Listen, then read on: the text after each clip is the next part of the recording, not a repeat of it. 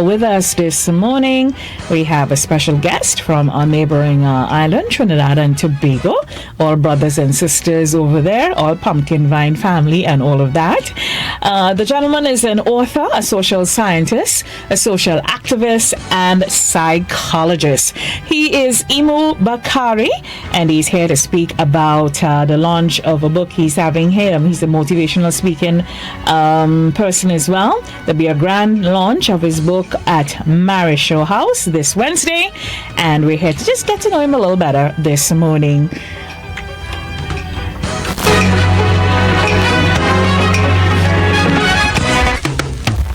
Good morning and welcome.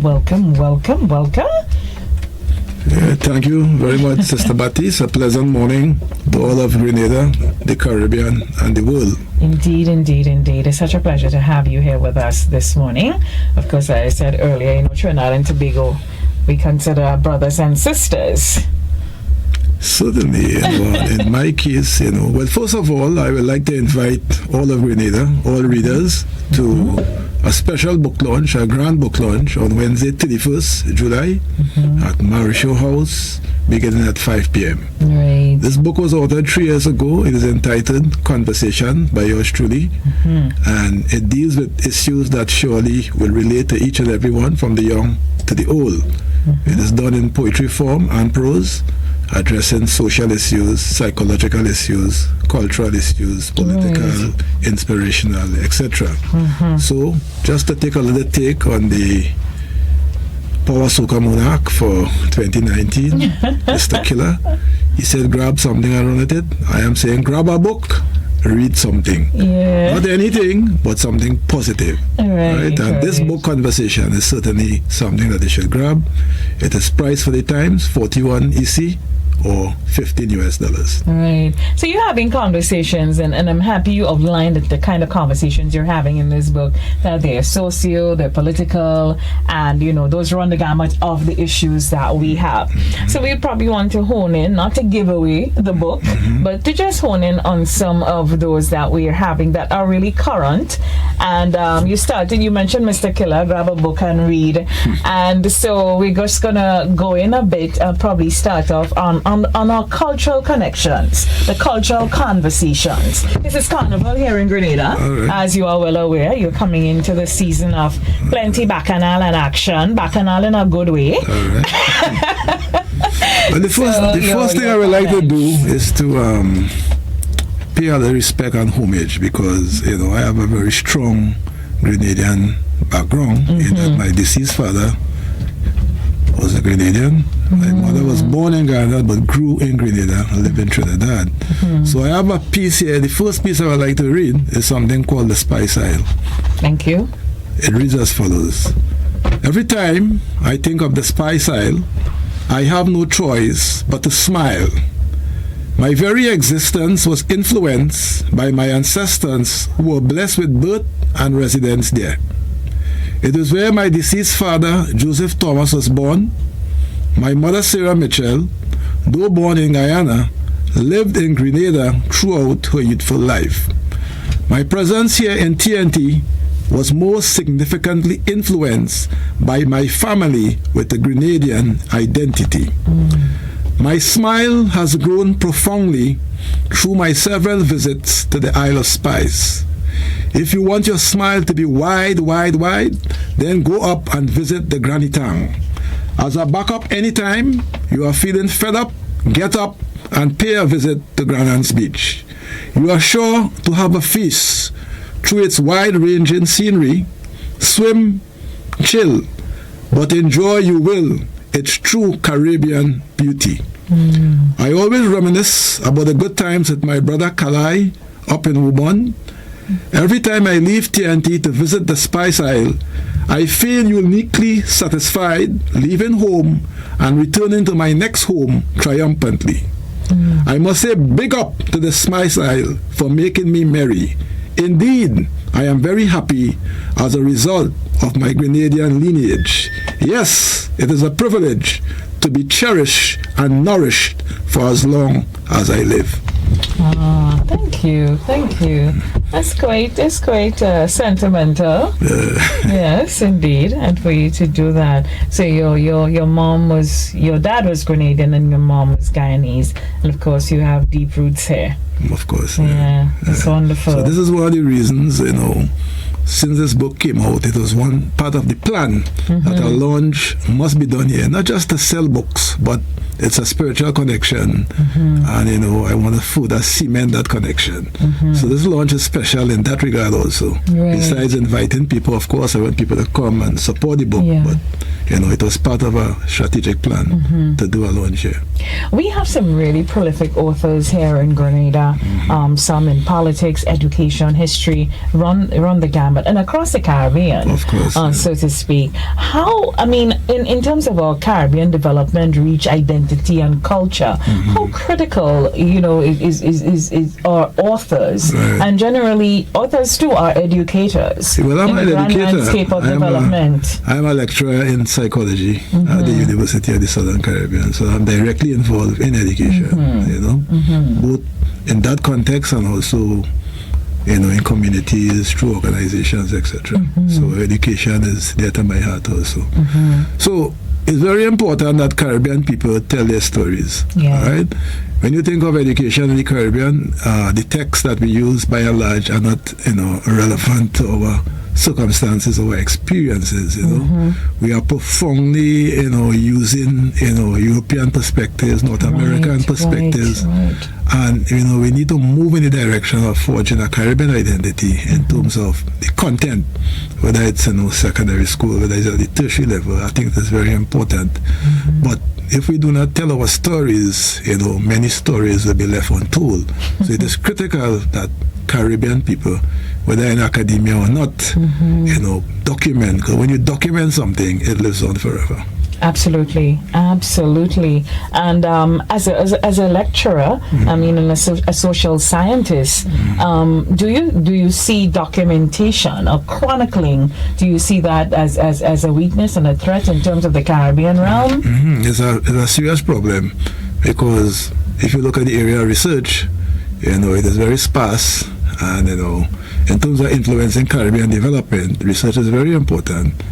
Although, sometimes people in political office, the research might be available, but, they may make a political decision. But notwithstanding that, the developmental decisions that we make should be informed by research. Indeed. Indeed. When do you think we're going to shift to that kind of sense? Well, I think it's a long way in coming, but every opportunity to promote it, it should be done. So this book launch is also an opportunity to promote that. So we just want to remind you, it's on the 31st of July, Marryshow House at 5 p.m. There will be... That's next Wednesday. Next Wednesday. The course of the book is Right for the Times, 41 EC. And you are invited, to hear, to listen, and to be part, as the late great merchant said, a Caribbean connection. A Caribbean connection. Caribbean vibration. Caribbean vibration. Strong people. What a great man writer he was, Dennis Henry. Where did he get that from? Well, just a simple, ordinary guy. Yeah, but you see, that's something called native intelligence. And gifts, what I mean? So you can't stop. If you think of Joker Devines, that man, he might not have the title of a sociologist, but he is a profound man who could stand up against people with title if examine the body of his work and that kind of stuff. Indeed. So, as I said before, it's not just for academics, it's for all persons with a message, a story, document, share it, strengthen the Caribbean. Document and share. You alluded to in jest to Mr. Killer's run with it, and we're in a time of carnival where the calypsonian, the soca artists, they have a really huge platform in terms of sharing messages and communicating and expressing, many of the things which you seek to do in your book. As you look on, how do you? We see calypso. We're hearing from many places that we Caribbean people, we're not as excited about it as we used to be. We seem to be more excited about the soca. What do you think is happening there? Soca is part of the tree. People tend to, you can't separate soca from calypso. It's just a different version. Right. And artists should see themselves as having a big responsibility to identify, analyze, and even promote solutions to Caribbean problems. Absolutely. It's not just being that in airplay, but what is the message? Because you could sing a soca, with powerful messages. For example, the great Super Blue.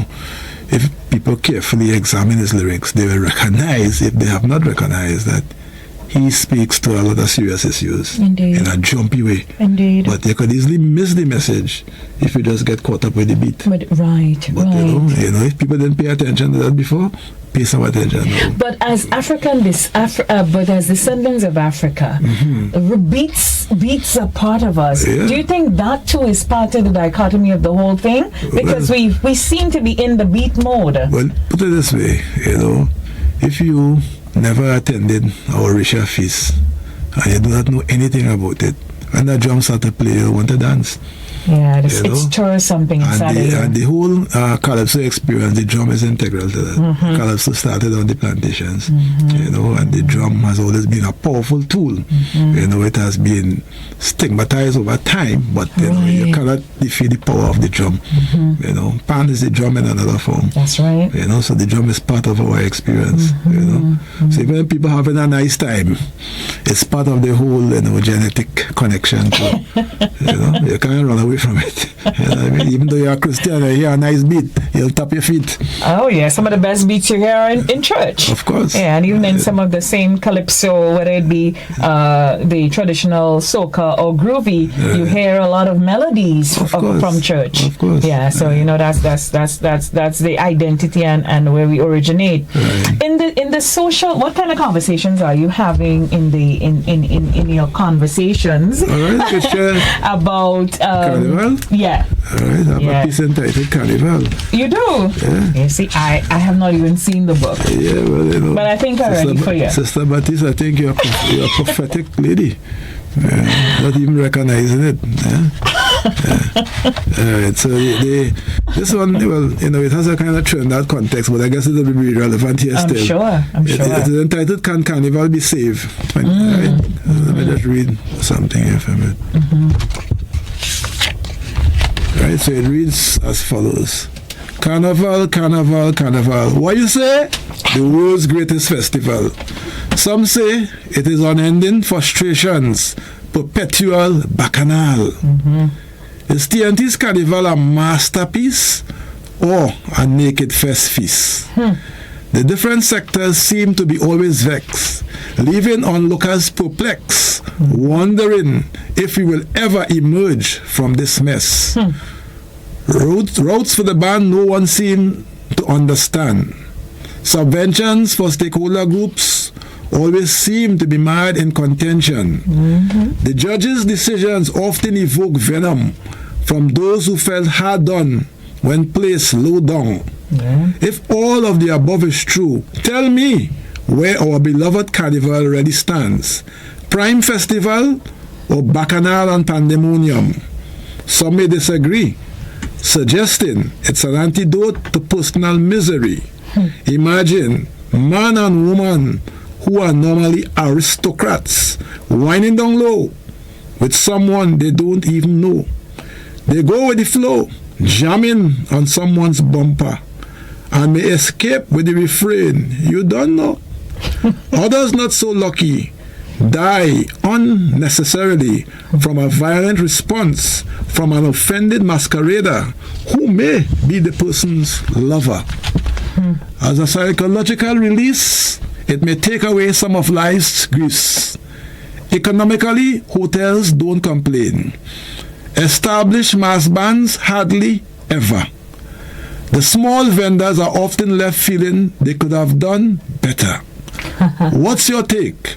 Is TNT's carnival great? Is its output sufficient to cheer on this nation? Its influence on other carnival, does this make it great?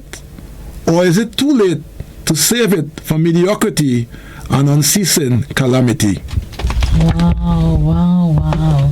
Well, you know, TNT's inserted there, but you're talking about Grenada. Yeah, it would be relevant also. Yeah, you're talking about Grenada.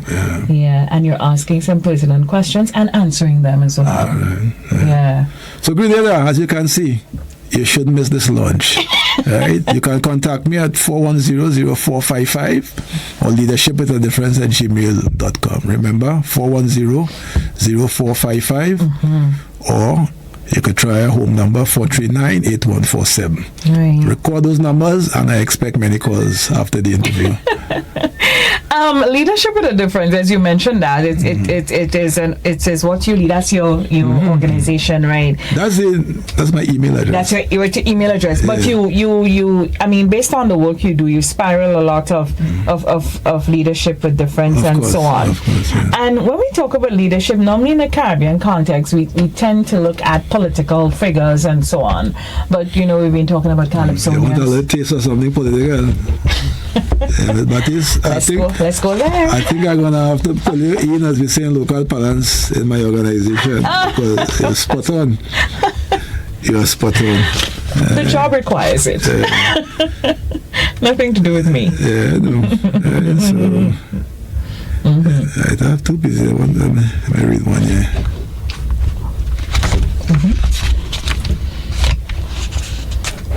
All right, so this one is entitled Power. Power. Yeah. According to the great U.S. leader Frederick Douglass, a man without force is lacking the essential ingredient of human dignity. True or false, or should this statement be given a round of applause? How should this statement be interpreted in the context of life in TNT or universally? One's interpretation could cloud the situation or lead to some degree of illumination.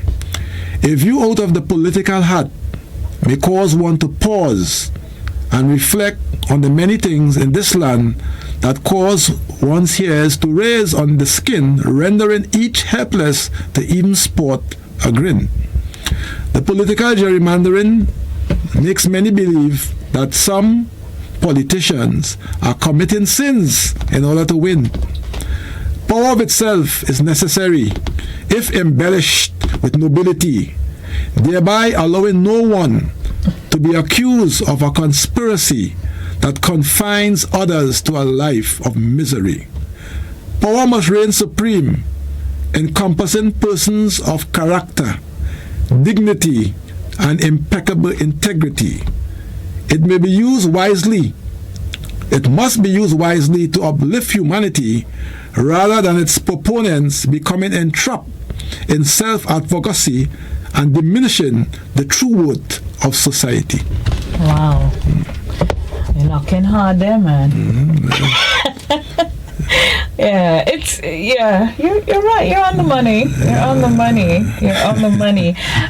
The thing is, you go from island to island. The Caribbean is a small space, but as you go from island to island, and that is why we need to understand that. I think we need to understand that we have more that unites us than divides us, and we're just separated by water, really.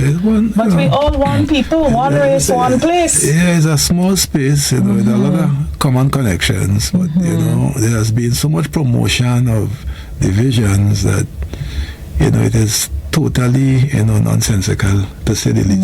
Right. And you think politics has played a major role in those divisions? Well, I mean, it's clear to see. The world is a global village, and we operate in smaller than a parlor. Smaller than a parlor. It could even be smaller than that, right? So we are shooting ourselves, so we have to change the mindset and work together more, be more open-minded, and make the best of this small space. Do you think that as we because we're in a world that's so so much has changed, and there's so many things that we have done and are doing in a traditional sense that is really, it's not working for us at the moment. Probably it worked for us before, but it's not working for us now. How critical do you think leadership, direction, vision, especially at the level of the political directorate, how critical is that? Well, you use our important word vision, you know. How visionary are the leaders, right? And we have to, you know, have a true heart and interest in real development. And real development will focus on developing people. But if you boast in what houses built and roads paved, it's a very minuscule part of development, you know. But the real development is developing your people. Right. So Singapore, lacking in natural resources, a powerhouse, because they're a great leader. They can focus on discipline and development, and they are creating magic wonders, you know. The level of talent in the Caribbean, if you have inspirational leadership, and if you have a true interest in real development, small as we are, we will be far more powerful. Yeah. Because small as we are making some serious waves. But not in a coordinated way. No. Very sporadic, because of the natural talent of Caribbean people. You know, they are making their mark in the world, but not as a unified force. So that's a major problem. Do you think that we see any sort of, in terms of the unification, in terms of a thrust for us to represent ourselves as a region? Do you think that would happen anytime in your or my lifetime? I don't want to give you a big title, but if I call you a prophet, I think it's too much for you. All right, so this one is entitled CARICOM. Right? So this one will kind of speak to what we are talking about, right? All right. So Grenada, you have heard enough from the readings, right? So this will be. And Ms. Baptiste is saying that she might want another piece, right? But this one reads as follows: CARICOM, CARIGON. After 43 years, it is not a nice state of affairs to see how CARICOM is flirting with destiny. Now, this was written in 2016, it's the 43 years, right? Okay. Summit after summit in big fancy places, declarations and pronouncements evermore. But the average man and woman on the streets of CARICOM countries basically remain poor. So what conclusions can we draw about this situation? Though CARICOM exists in name and holding regular meetings, these CARICOM officials can certainly do more.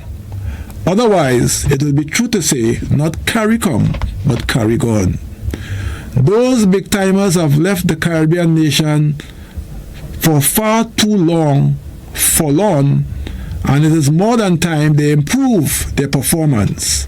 Comrade Ralph, Sister P, Kamla, Mitchell, Frendel, and the rest of the CARICOM crew, please give us something more upon which to chew. I know you may say we have not walked in your shoes, but I am convinced we are not getting true dollar value, but rather a whole set of sentimentality. As a consequence, I don't find this thing making much sense, and I had to really conclude it's not CARICOM, but CARIGON.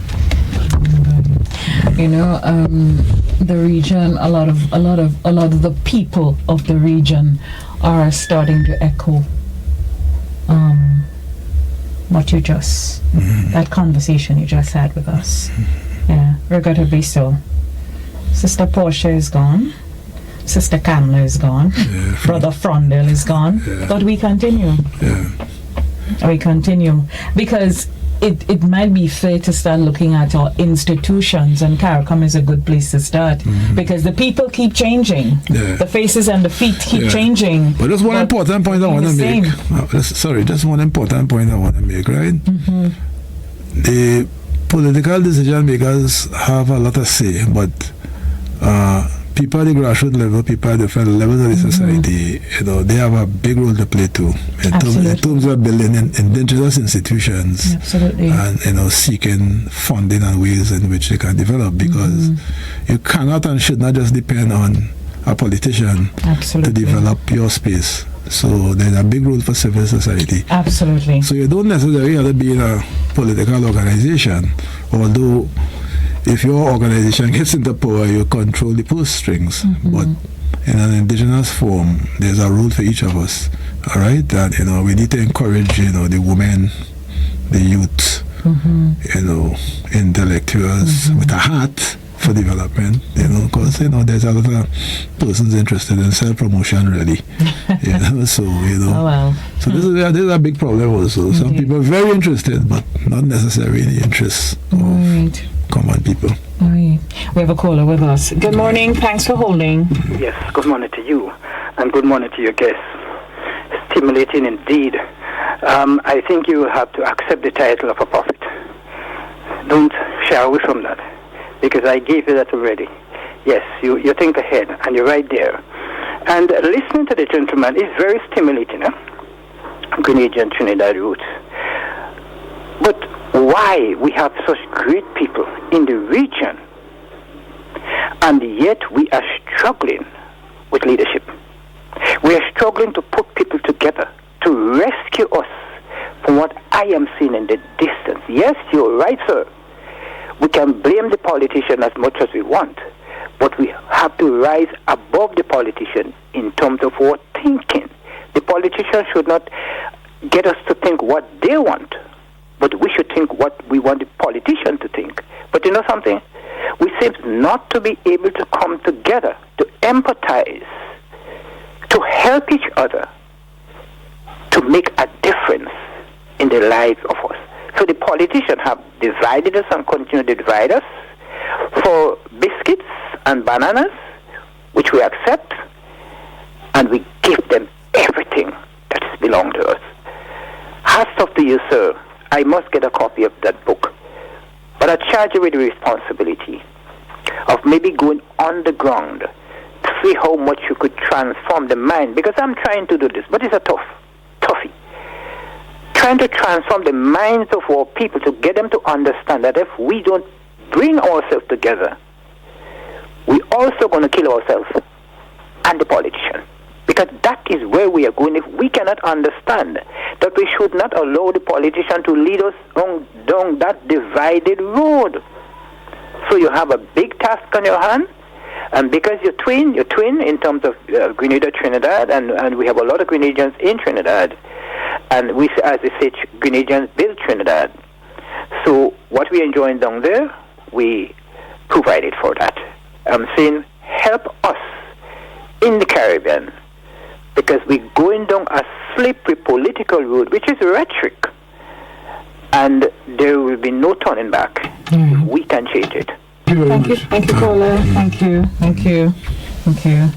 Responding to some of what that caller was saying there. Yeah, you were on it in terms of people. But in a lot of situations, there's a lot of apathy, so to speak, whether people feel. And do you feel that is in direct relation to what you alluded to earlier, that the people have not been developed enough, the consciousness have not been awoken, and the times when it was, it ended so tragically. That people are now backed into a corner, so to speak. I just want to make a little reference here, right? I went on a credit union conference in 2017 in Cuba, and I have read about the history before, all right? And one of the books I read is that Fidel Castro never took action ahead of the people. He focused on developing the level of consciousness of the people. So when they were ready to take action, it wasn't a guessing game. It would have happened. So I think that is very fundamental. Indeed. If you don't raise the level of consciousness and you're expecting certain actions to take place, you will have a problem. How the caller alluded to about, I will be 55 years this year, but since I've been 12 years old, I have been involved in this kind of developmental work. So being here is all part of that agenda.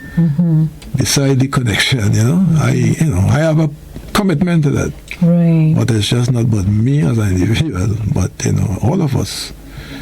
Caribbean people very good with eloquence and speech, Absolutely. But we have to work. And if you're really saying, if you really have that interest, you have to be doing something, small as it is, to make the space a better space. Indeed, indeed. We have another caller. Good morning. Hi, good morning, Brenda, and to your followers, and to your guests this morning. Very good, sir.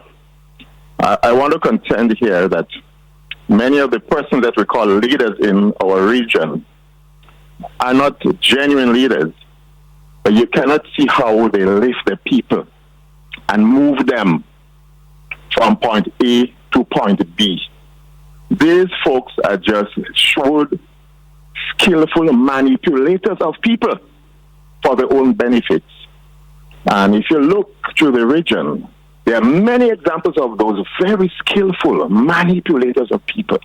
And after 10 years, 15 years, you look back, have the people moved? Has the society moved? No. All they do is they entrench themselves in power and they stay there as long as they can, while the people, in many cases, instead of improving, are regressing. So sometimes I hate to even think of these people as leaders, although Hitler was a leader himself, so he could be a leader of a gang. But in terms of national leaders, no, they are just manipulators of people. But that's my contention. Thank you. That's my contribution. Thank you. All right. Thank you, caller. Thank you very much for your contribution. Mr. Bakari, any response to that? Well, we have a problem, right? In that many persons who, as the gentleman commented, want to see something different. They do not see themselves playing a part. You could make a nice contribution on a radio program as this one as others, No, he does. And then you go back home and sleep.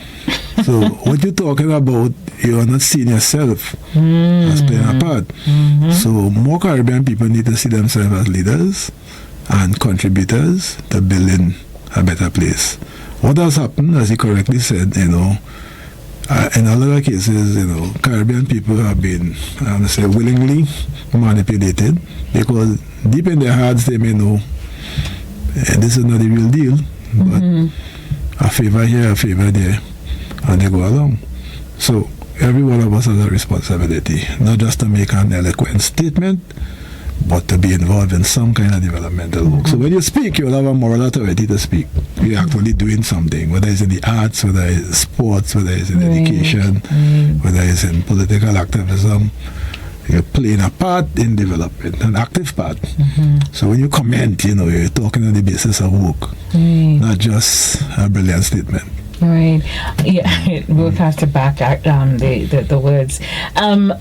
As a social scientist, and really, entrenched in the work and I guess experience and interactions in the Caribbean. I mean, our history says that we are people that came out of one of the greatest oppressive things that ever happened to mankind, and here we are in this space that there's so much going for us, and in terms of our diverse qualities and so on and so forth.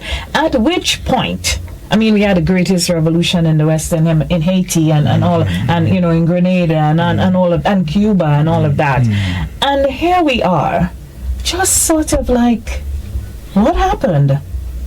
Well, as I said before, the minds of persons have to be transformed in terms of what is expected of them, and the role that they have to play, and not just be dependent on a political messiah. All right? If that transformation doesn't take place, the apathy will continue, because you're looking for a leader and you're not seeing yourself as a leader. All right? So we all have a role to play. Are you serious about that role? See, talk is easy, but to get involved to do anything is a different proposition. That's people, they go home and sleep after all the nice talk. Somebody else must do it. Go home and lie down. That's it. You get up and you get ready to point some more fingers. Yeah, that's the problem. We have another caller with us. Good morning. Morning, greetings, Sister Brenda. Morning, Ras. And greetings to your guest.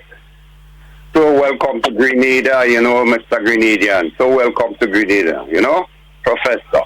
Because what you're telling us now is that go back to history. We lack in that. You know what I'm saying? And I think the platform that you're really building on right about now, we need so much of that in this country.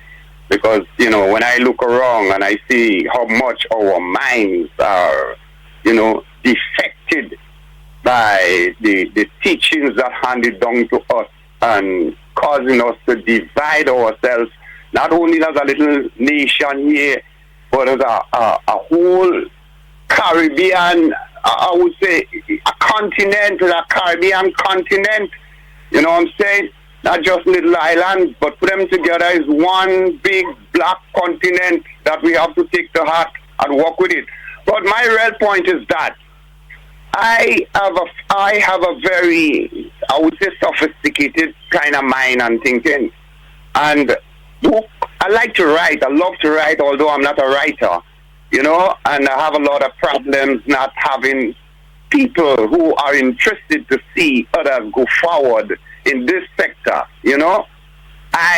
Sister Brenda, where I started, and in this time I must have about 117, like what of.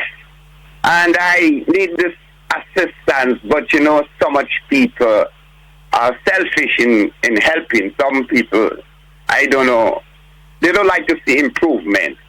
And I come from a real kind of low state of, academic.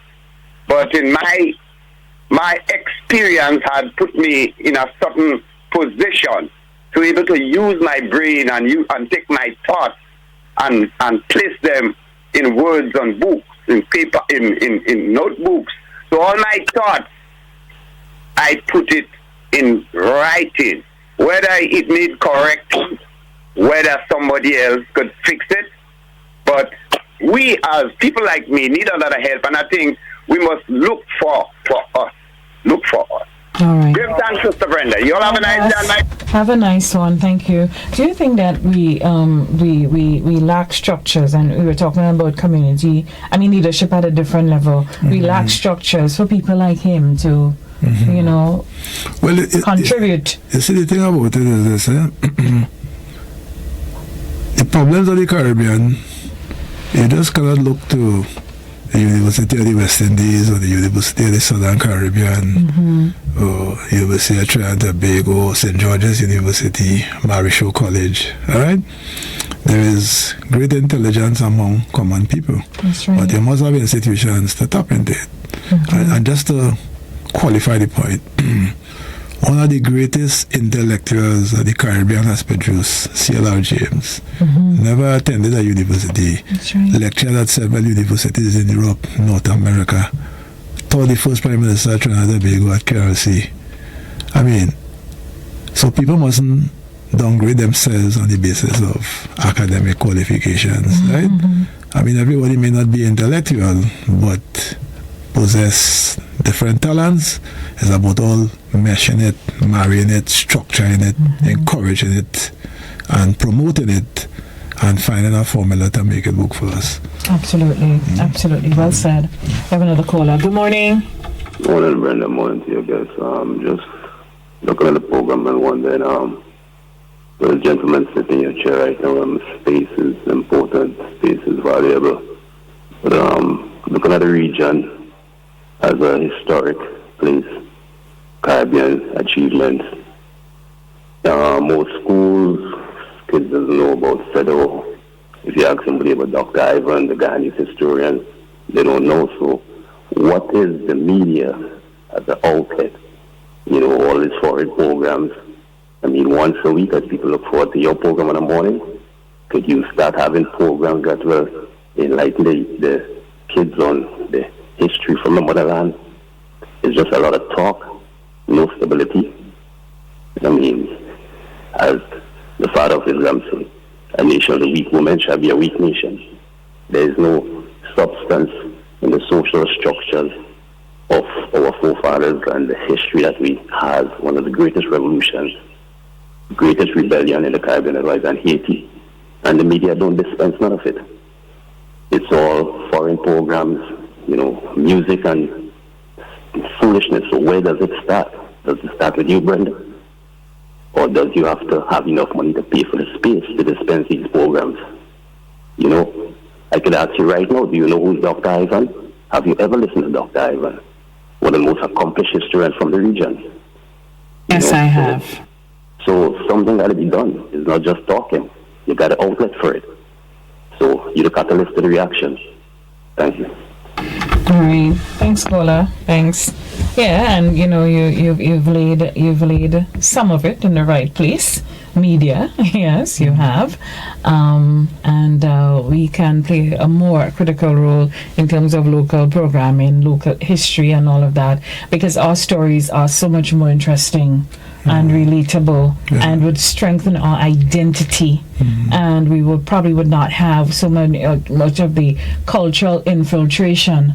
And even if I like Drake or I like Michael Jackson, I equally adore Sparrow, and I understand, who Buster was and who Butler was, and all of that, So yeah, get that.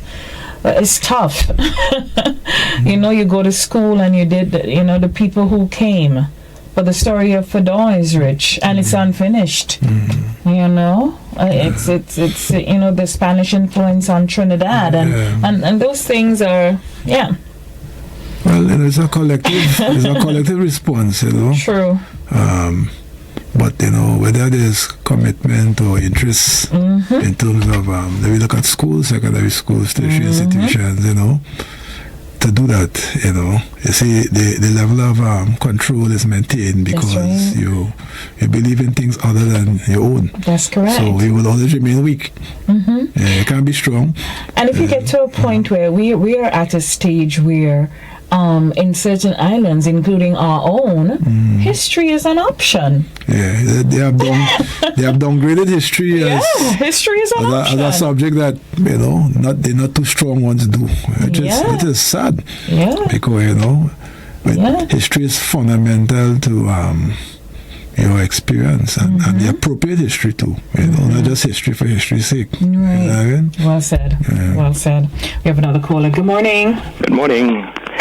Yes, good morning to your guests as well, Mrs. Academics, even academics have to be harnessed.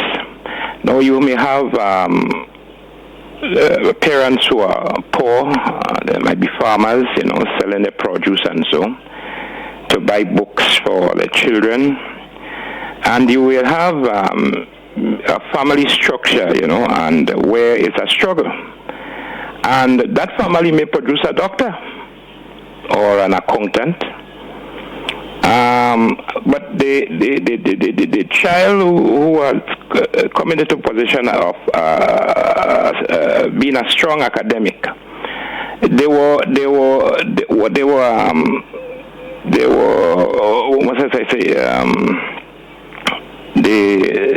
supported by a poor family. They may get a scholarship, yes, but they're supported by a poor family, and then the family, the extended family would have assisted. So, in actual fact, when they become a doctor, it wasn't because they had support right or wrong, and credit should be given to the support right or wrong. They didn't just become a doctor by themselves in that respect, but they were assisted to get to that point. Thank you very much.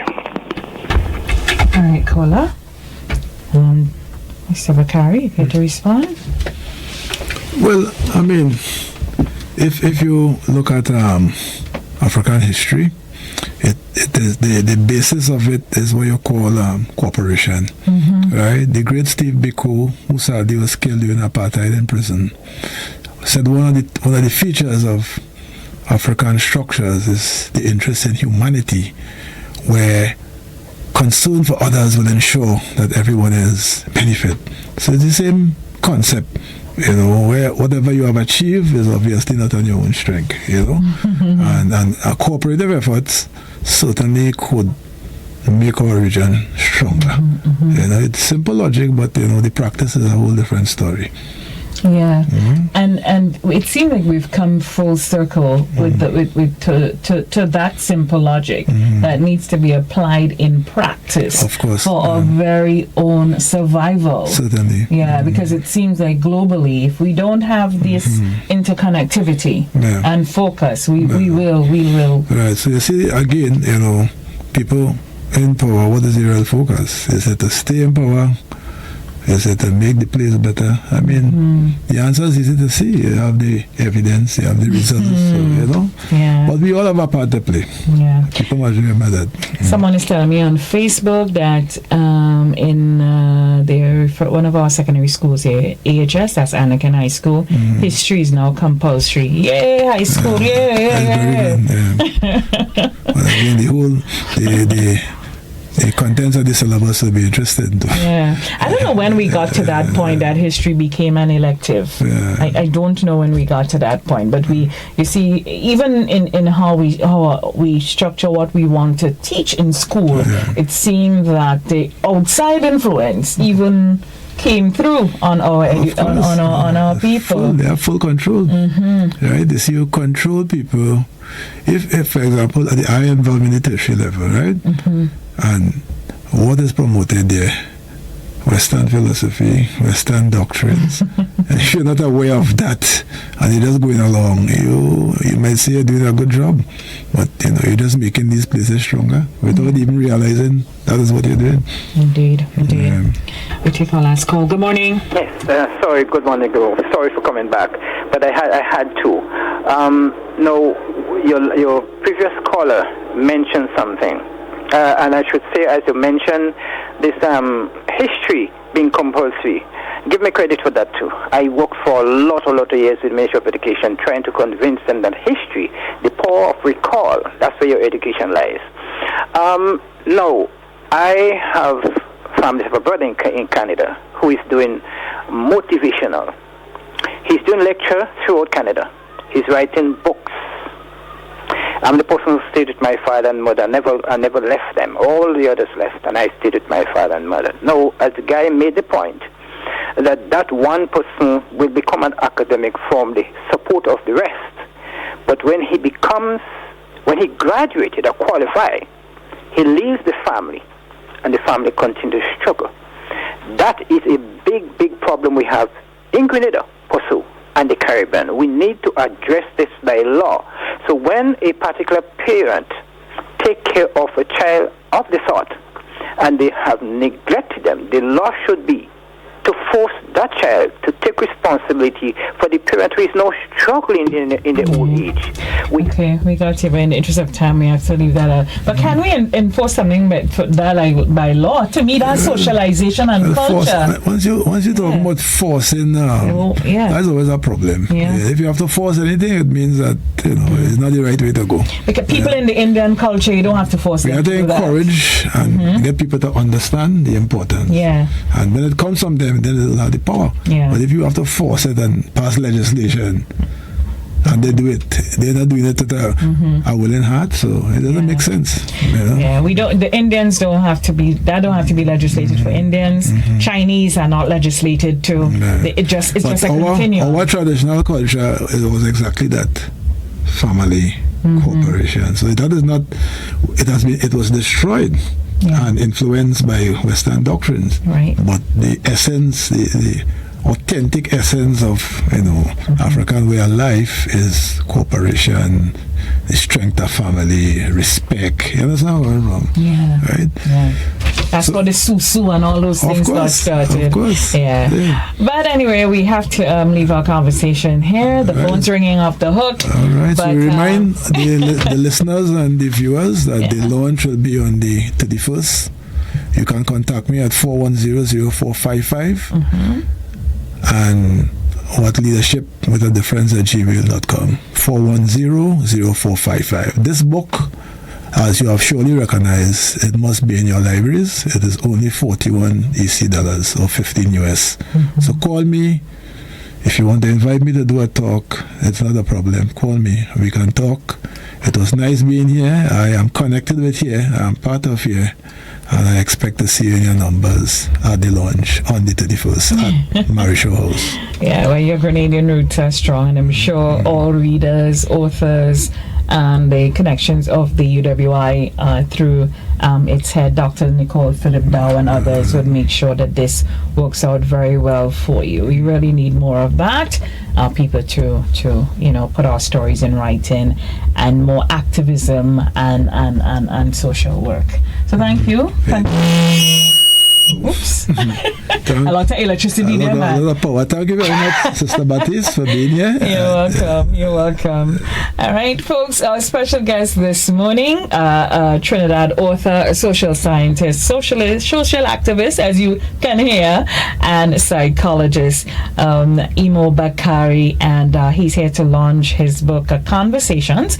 It's going to be happening at the Marryshow House, launch at Marryshow House at 5 p.m. next Wednesday the 31st of July, the eve of Emancipation. It'll be a great day to go on out and experience that. So he's going to speak about his book.